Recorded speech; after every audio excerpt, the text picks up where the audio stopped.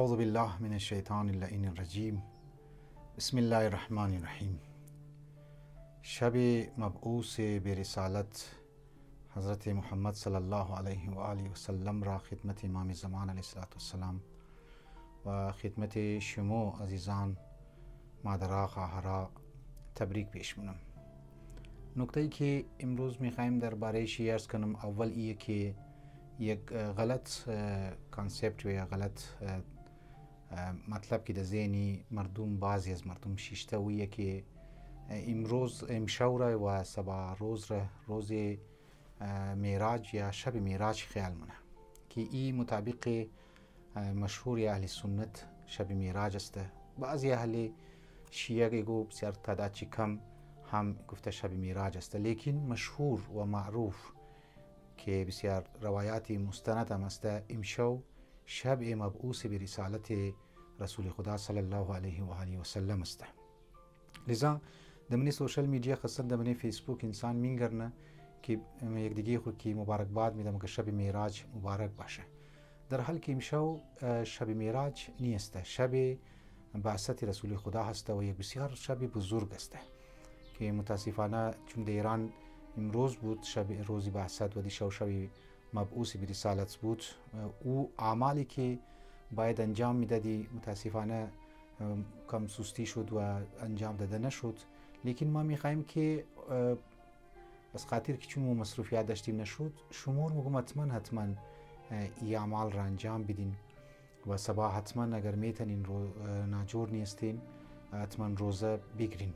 بسیار یک روزی بزرگ است و تقریبا از منی اعیاد یعنی ایدهایی که من روایات هم ده یکی از ایدهای بسیار بزرگ است و رسول خدا صلی الله علیه و آله و سلم که مبعوث به رسالت شد، یعنی در او زمان مردم در جهالت گرفتار بودن، دین صحیح دین نمانده بود و بی‌عربی اختیار کرده بودن، حقوق زنان ها رعایت نمی‌شد. لذا رسول خدا را که پروردگار عالم رایی کرد و چندین مرتبه پیشم رسول خدا خبر بود که در زی روز ما مبعوث به رسالت مشنم و که جبرائیل که حضرت اسرافیل علیه السلام ملاقات ها داشتن.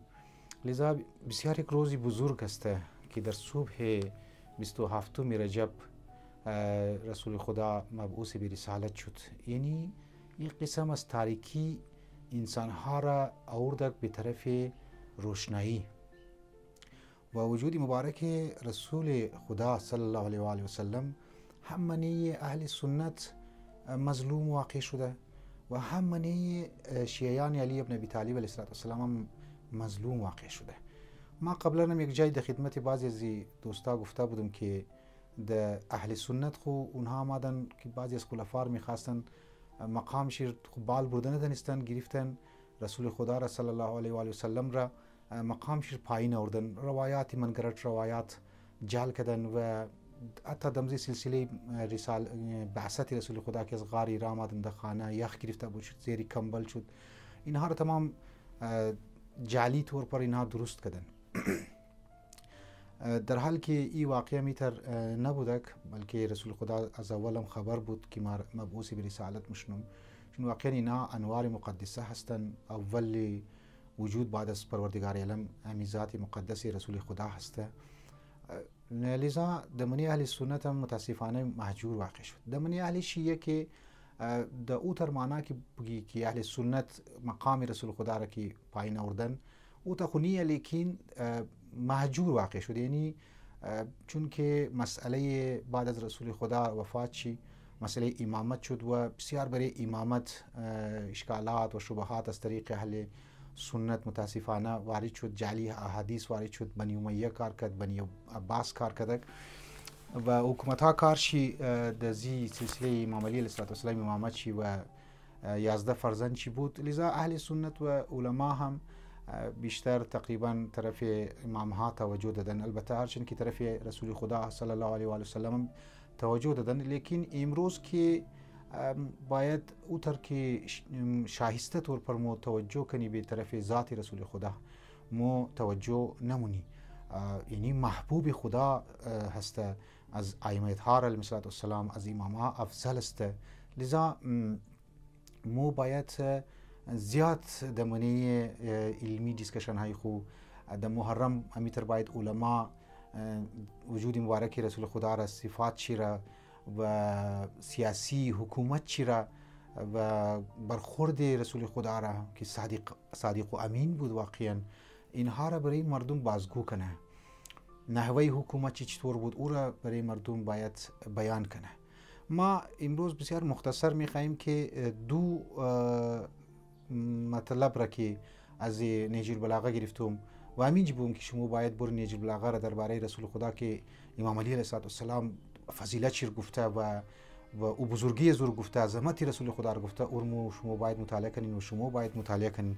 ما میخواییم از دو خطبه، یک خطبه نمبر 194 است، یک خطبه نمبر 104 است، دو مطلب را میخواییم در خدمت شما امروز بیان کنم و اگر آینده وقت ملاو شد و فرصت ملاو شد در از این سلسله هم میتر مطالب پیش کردم مورم درباره وجود مبارک رسول خدا که در گردن از مو واقعا حق داره رسول خدا و مورا، یعنی به عنوان از که مورا رای راست آورد، مو در خانه یک مسلمان پیدا شدی و مورا امام علی علیه السلام را روشناس کراو کرد که نایبی از مسته، نایبی بلا فصل از مسته، در گردن از مو واقعا بسیار بسیار حق داره.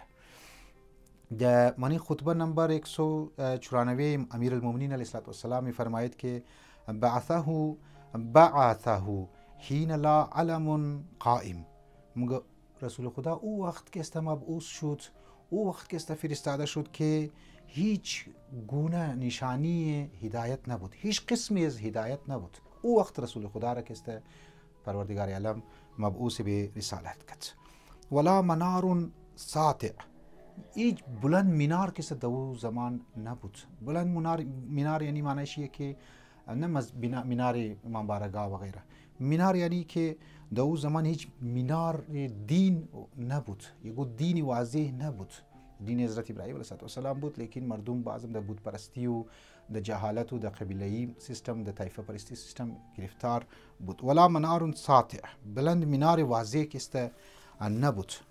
ولا منهج واضح، راه واضح هم نبود. راه واضح یعنی راه هدایت، مردم خبر نداشتن.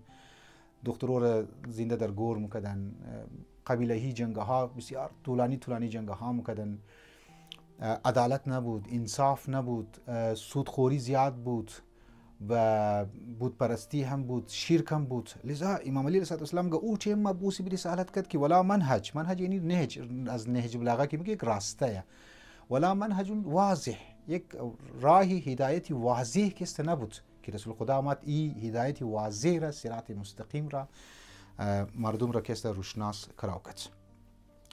باز دمانی خطبه نمبر 104 فضیلت رسول خدا را که امام علی علیه السلام ذکر مونه، فیها فی ذکر النبی صلی الله علیه و آله و سلم حتی ادرا قبسا لقابس و انار علما لحابس. دیدی بعضی را ترجمهش مفهوم شیه که بعضی که تلاش روشنایی بود، تلاش روشنی بود، اونجا رسول خدا روشنی را کست شولور کد، یعنی روشنی را زیادتر کد. بعضی تلاش هدایت بودک، مانند سلمان فارسی، مانند حضرت خدیجه سلام الله علیها، مانند بسیاری از افرادها زوال یگو آگاه بودن یا فطرت چی زنده بود، برای از اونا که تلاش روشنی بود، روشنی را کست شولور کد بیا طرف ازمه.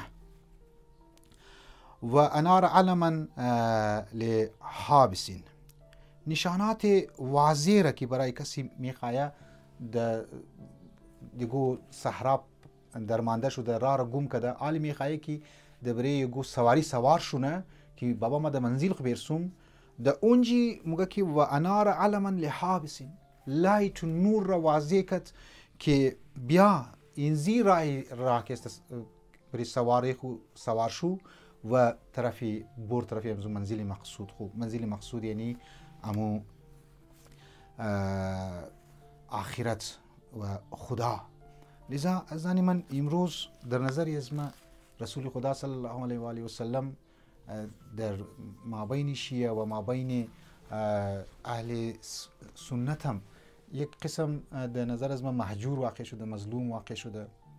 باید مقالات لیکای شونه، باید دیسکشن ها کسته شونه، صفات رسول خدا برجسته منی معاشره از شما بیان چونه و تا که اهل سنت کی او تر بیان مونن و عظمت یزی بزرگوار را تاورده او هم اینتر بریشی پرده پوشی شونه و او را دربر بگیره. لذا کلان پیمانه بگر سمینارهاشون شیعه سنی که سمینار میشه نظرات شیعه بیان شونه، نظرات علما بیان شونه، نظرات روایات اهل بیت علیهم السلام در سلسله رسول خدا بیان شونه تا عظمت یزی بزرگوار که مهجور واقع شده در نظر اسمه او دوباره منی معاشره است پیش شونه. تازه از اول به مومین گرنی که بعضی سیکولار افراد دیسی سیکولار افراد بعضی ایتیست هستند که ملحد هستند، اونها وجود مبارک رسول خدا را مورد تمسخر قرار میده نعوذ بالله و درباره ازدواج رسول خدا که چند ازدواج کرد که انشاءالله ما اینا را مطالب استه شبهات را مگم و جنگ های رسول خدا را غزوهایش را و یک توهین نسبت به از بزرگوار ایتیستا مونن. یورپی ممالک هم بعضی هایش که اون دیده کارتون جور مونن و این کارها را انجام میده. لذا ما شما ضرورت داری که طرفی از این چیز زیاد توجه کنی. سبا که انشاءالله 27 رجب است و باید طرفی زیاد توجه کنین. 12 رکعت نماز است مثلی هر 12 رکعت را دو رکعت نماز خوانده مانند نماز صبح که است بخوانین. الحمد میخوانین، یک سوره ریزه را میخوانین. باز دمنی مفاتیح الجنان رجوع کنین که این نماز طریقهشی از باچی دعا هست که اینجا بیان نمیشه، نمیتونه انسان بیان کنه. این نماز را حتما بخوانین. در یاد رسول خدا باشین، خوش باشین، کالای نو بپوشین و دخانه دیگه که است بورین و این عید را عیدی بسیار بزرگ که است خیال کنین. یک قسم منی خو احساس خوشی و مسرت که است کنین و تاکه برکات ازی بزرگوار، برکات ازی روز برای شما نازل شونه و برای ما هم نازل شونه. قدمزی مطالب خدمت شما عزیزان که گفتم از شما عزیزان خدا حافظی منم از شما و شما را به خدای متعال که است می سپارم و امیدوارم که برای ما هم شما دعا منین. و السلام علیکم و رحمت الله و برکاته.